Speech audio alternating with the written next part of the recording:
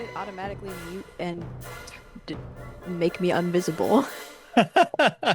Mute, mute, mute. Look at you. I haven't seen you in like 5 years. I know. I will warn you, I just had the worst call of all time. So I'm in a bad mood. Well, just so everyone knows what you mean when you say the worst call of all time, Willow is a phone sex operator. Yeah, And uh-huh. so it was, must have been. No, I'm kidding. Holiday I'm spirit. not. You're a I'm customer worse. service. I Yeah, work in insurance and customer service. So I can't even be upset when people are upset right. because it's not petty, it's real. Yeah. Um, I will say but it this. wasn't even something. What? Yeah. No. Go ahead. Go ahead.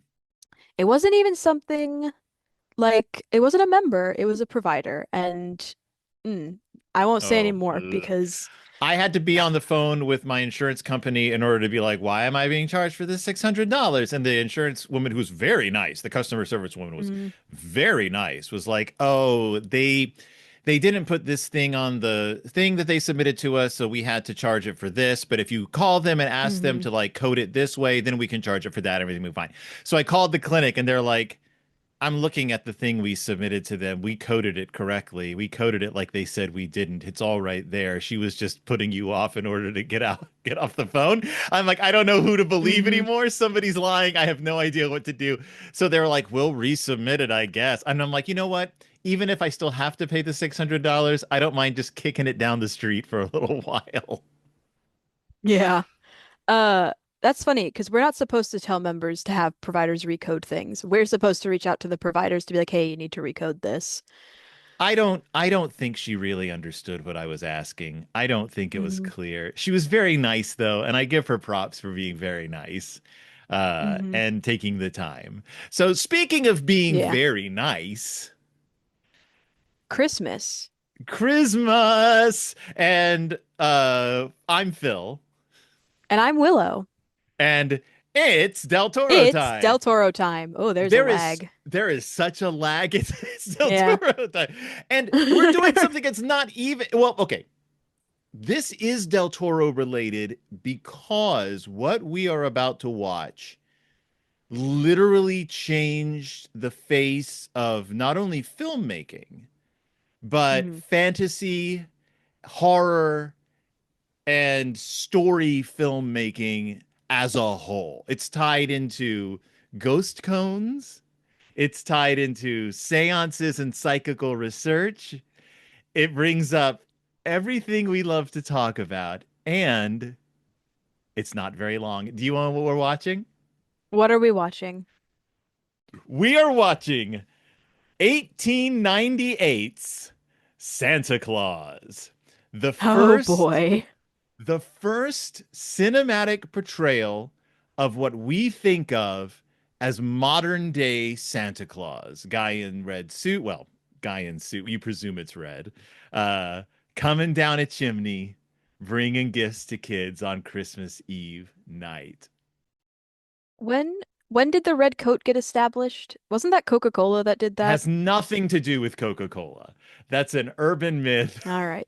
So The first maybe the first representation of Santa Claus wearing a non-bishop's robes and wearing red and white and coming down a chimney in print was, I think it was a poem called Great Santa Claus with Much Delight. Santa Claus was still one word, Santa Claus, because it was just a hmm modern, it was like an Anglification of Sinterklaas. The Dutch hmm brought him over. The Dutch brought that concept over.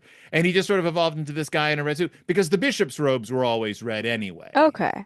That makes more sense. Yeah.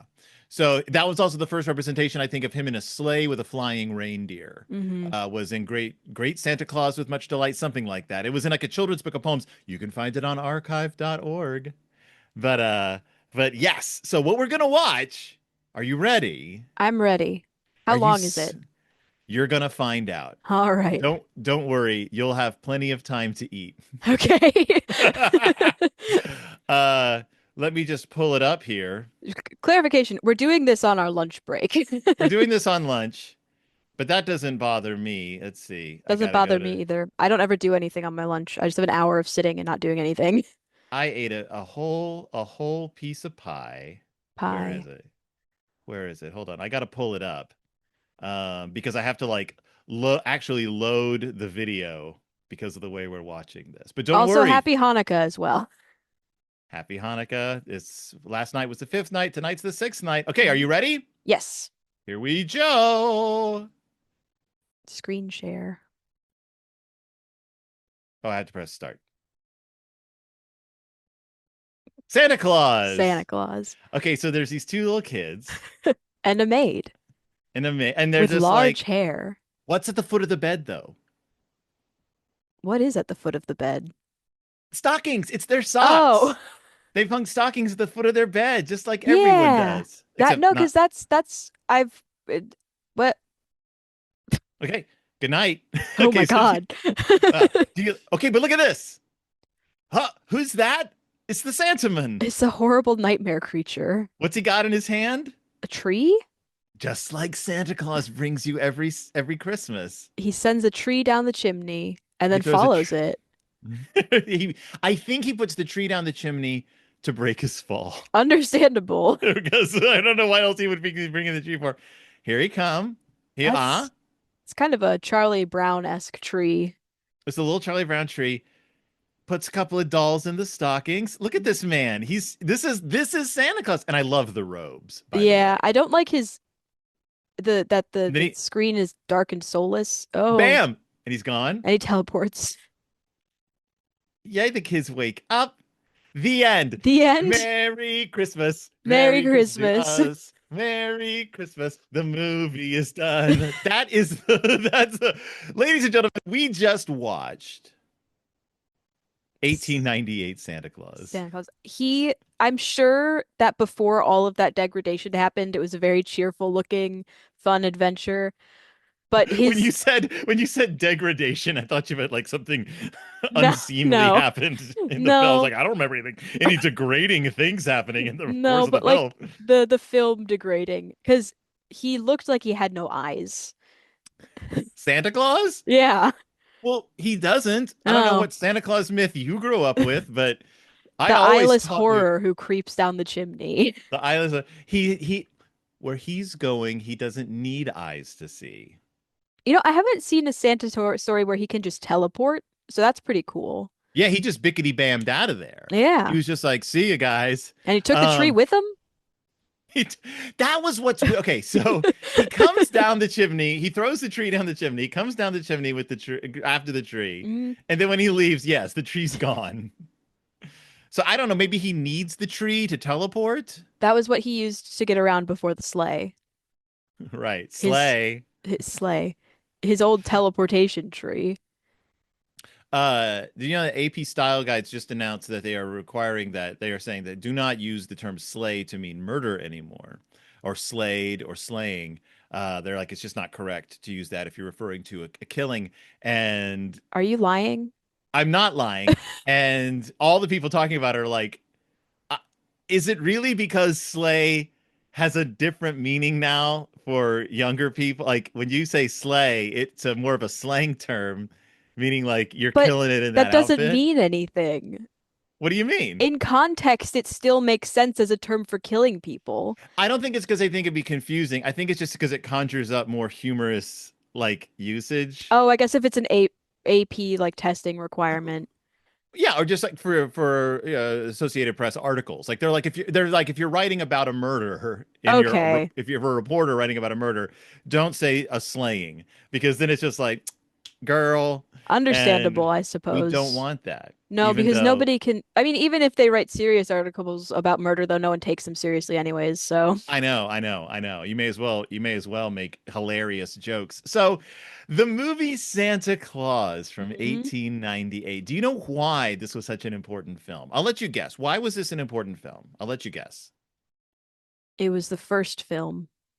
I No. have no idea. I have no idea why it was important. So, the film industry was well established by this point. Uh, Think of the things that happen beyond the fact that it is Santa is Claus. And it like I because said, of the way that they cut they did like the effects and everything? yes. Okay. Okay, so this is what's amazing about this film. Here's what I love when just digging into this film. Mhm. First of all, yes, I did choose it because you were like, I can watch something short, and I was like, I'm gonna choose the shortest. minute and a half long thing that's of importance. So, okay, so the guy who directed this, and he was George Albert Smith, and he was already like a well-established filmmaker. Like Mhm. for these short, this is what movies were. You watch like a 2 minute long thing, Yeah. and you were like, I didn't die, and that was like what you were happy with. You're like, I Yep. can. I would. The result of this was not my death. It must be a good thing. Late Um, 1800s, that's all you really cared about. right, right. Did I Mhm. walk out of this with all my limbs? Yes. Well, it's better than my job. Yep. So, so, so there had been Santa Claus clips before, Hmm. but this was the first movie that still exists that shows parallel action, that Hmm. shows the children in bed, and at the same time you're seeing what's happening on the roof of the house. Hmm. This was brand new Brand because new. up until this point, Hmm. films had been what they refer to in film history as actualities, which I is think I vaguely basically remember this part of my film history class. you set the camera up in one spot and you film something happen and you just let it roll and Hmm. it's basically a play. You're just watching people do stuff in front of a motionless camera. Hmm. And it's supposed to record exactly what a person would see. And this guy, George Albert Smith, was like, "What if the film didn't have to show you exactly what a person would see? What if we Hmm. could use it to actually show things the eye's incapable of seeing, two Hmm. locations at once?" And so, like when the kids turn off the light and it turns into just a black drape background, Yeah. that was early masking. So then they Hmm. mask the camera in a circle, and then later on we shot the Santa Claus stuff, Hmm. rerunning. But that required like carefully rewinding this film and like getting it lined up. It was so like weird Hmm. and wild to have to do. And there was like no regular technique for doing it. Those were his kids, by the way, and that was Yeah. his wife playing the maid. Nice. Um, maybe him playing the Santa Claus, maybe him playing Santa Claus. I think most directors at the time also played the leads in their films. I mean, if you're gonna be a director, it's such a new genre of doing stuff. Right. But would it surprise you to learn that George Albert Smith wasn't just a filmmaker? And this is where it ties into ghost cones, and He was a psychic. he was a He psychic. was. And he was a psychic, he was a fortune teller, he was a stage hypnotist, and most important of all, he was a magic lantern artist. Because at the time you used magic lanterns to make phantasmagorias. Hmm. The sort of like live shows where then all of a sudden there'd be ghosts up on Yeah. the wall and people would be like, "Holy crap, ghosts!" Hmm. And which, by the way, is the first ever recorded instance of ghosts being semi-transparent was in Phantasmagorias. That's where it comes from. Before then, ghosts were always presented as just looking like people. Phantasmagorias, because they were naturally transparent, that's where gave us the idea of transparent ghosts. In Oh any yeah. case, he was like a master of this. He was also a master of stage hypnosis, and he was a member of the Society for Psychical Research. He was like one of the top members, Hmm. which had just recently formed. And Society for Psychical Research is the reason we know about seances and stuff like that, because they were like, we're going to get scientists together and we're going to prove this stuff is true. And Fair psychics, enough. well, professional psychics hated the Society for Psychical Research because they demanded too much concrete proof.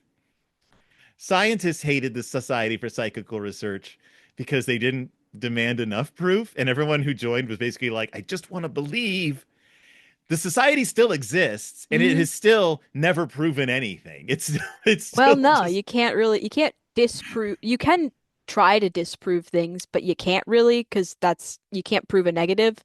right. And if so, there's always just that, well, maybe we don't have the technology for it. I don't think seances are real. No, Ghosts, maybe. maybe, but Seances, not a shot. so this is a huge deal. So he was a member of the Society for Psychical Research. He did these stage shows where he showed slide land like magic lantern shows. Hmm. And part of Magic Lantern shows was making things appear and disappear, was Hmm. like distracting the eye.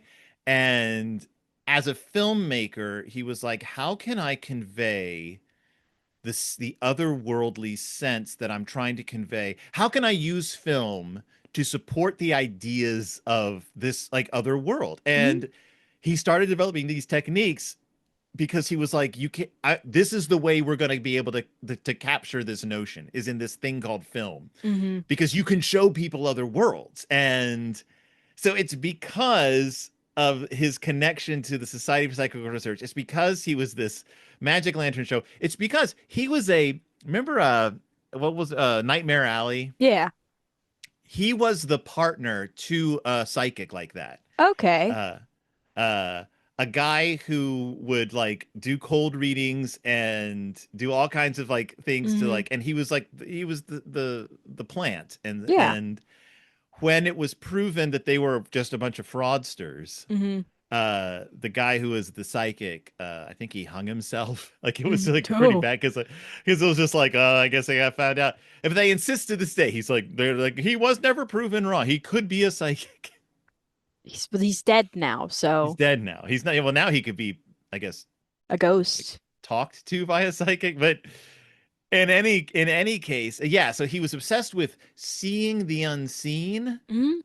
and optical illusions and dissolving views where you would like and using double exposure Hmm. in Magic Lantern shows to like have photographs of people where there's ghosts. And he was like, what if we can use double exposure to make ghosts appear in movies? Hmm. So he did the split screen, the superimposed circle of Santa. Uh, he did the Santa Claus like popping out of frame Hmm. just by magic. He didn't create that. Like everyone had been doing that for forever, but Yeah. it's like so this movie is seen as the bridge between Victorian stage illusions Hmm. and Yeah. film illusions, special effects. Like it's actually an important movie in the history of film. And it's just a little like how long is it? A minute and a half? It is 76 seconds long. Yeah. Uh 76 seconds. and hey, it does tie into Del Toro Hmm. because it's all about showing another world. It's transitioning to another world. Yep. And it's Um, also connected to Del Toro because I didn't see a father in this movie, maybe it was Santa Claus. but I did see an old man. There was And an that old was, man. yeah. Oh, and there was also the scene where one of the kids got their fingers chopped off. Yeah, yeah, that was a lot happened in that 76 Yeah. seconds. It's a lot of hand trauma. It's really Uh-huh. weird. We don't know Yeah. why Santa Claus just starts stomping on the kids' fingies. Yep. I guess because they were bad. Oh, also, X-rays had recently been like discovered. So Hmm. the notion of like seeing through walls, seeing through things was like if you wanted a Victorian audience to be like fascinated, you gave them a view through something and they were like, it's just like Yeah. X-rays. Um, And then so you yeah, dosed them with high levels of radiation yep, just to yep. give them the And full experience. yeah, and then they went home and I guess like took care of their daughter who had Fossy Jaw Hmm. in England, I guess. You know Fossy Jaw? No, sounds The horrible though. you know the Radium Oh girls? yeah. Well, think that, except it was girls who worked in matchstick factories, Hmm.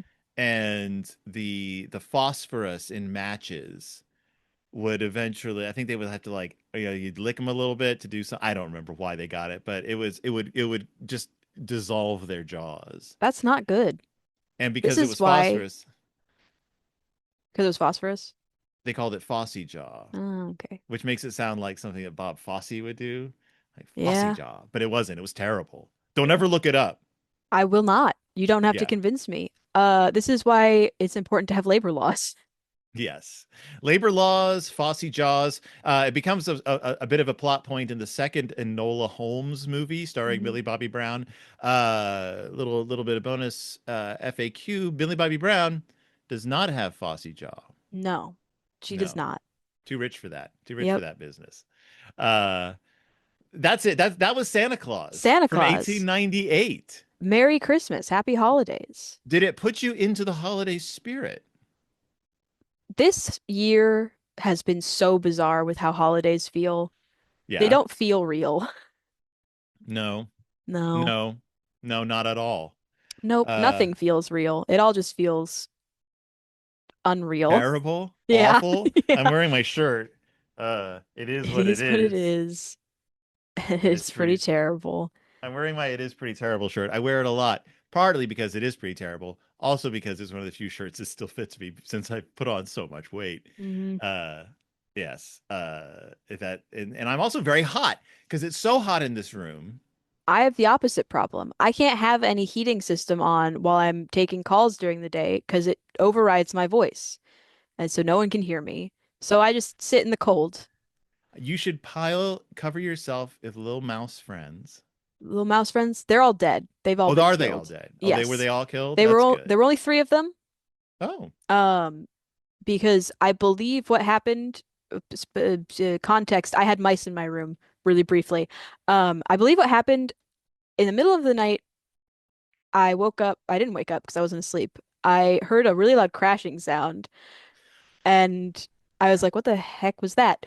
And I was like, maybe it was outside. So I just ignored it. And then I Mm-hmm. rolled over onto my side to turn my light off to actually go to bed, and there was a mouse just on my floor. And then I Oh, on your freaked floor. out. Do you sleep on the floor? No, I sleep on my bed. Oh, so you rolled over and you saw on the floor a Yeah. mouse. I wasn't wearing my glasses, so it was just kind of a blurry blob. And I was like, that's a mouse. So I freaked out, went and got my mom, who was dead asleep. Yeah, Uh, because she goes to bed at like 4 in the afternoon. yeah.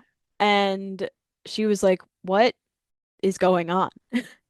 So I told her what was going on, and she did not want to get up because she was dead asleep. So I was like, okay, it's fine. I'll just go grab a cat. So I thought I was grabbing Quizmo. I was not, but I didn't realize that. So I grabbed who I thought was Quizmo and brought him upstairs. And Had you actually grabbed a larger mouse? no, I'd grabbed DiGiorno, the other cat, who's never been upstairs. Um, so I grabbed him and I thought it was Quizmo, so I set him down on the ground and he sped back past me and tore down the stairs and started screaming at the door. I was like, what is happening? And then I grabbed Quizmo because I realized my mistake, and he just laid on the bed while my mom and I cleaned up my nightmare room, because I had been depression nesting, and that was a problem. And then we got some traps, and in the span of 2 days, they were all dead. So I Wow. think what happened was I heard the crashing noise, and that was them somehow getting into the house. And I still don't understand the question. I've had mice, and all the signs of mice, of the many signs of mice, the one I've never experienced is a crashing noise. I So, think they got in through one of the storage units in the place and knocked something over or smashed something in there when they were getting in. And then when I they like crawled their way out from under the door and then came over here, and that's when I saw them.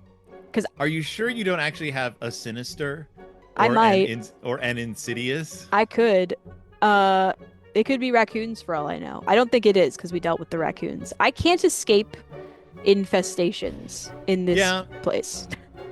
Well, it could also have been a magical nutcracker's enemy. Yeah, You could have a rat king or queen I in could, the attic. Those are just its like soldiers because perhaps. it's Christmas time, I'll so they say it. could be gearing up. I'll say it now. At this point in time, if I got transported to a magical land, I'm not coming back. I'm gone. And on that note, Willow, you should go get something to eat. I should, and then I should go be sad at my job Go, for the rest of the go be day. sad at your job, and I will get back to my job. But ladies and gentlemen, thank you so much for joining us. Thank you so much for being a part of this holiday extravaganza. Mhm. Thank you Extravaganza. for watching, and I'm Phil, And I'm Willow. and we'll see you all when It's it's Del Del Toro Toro time. time. Lag. Woo! Woo!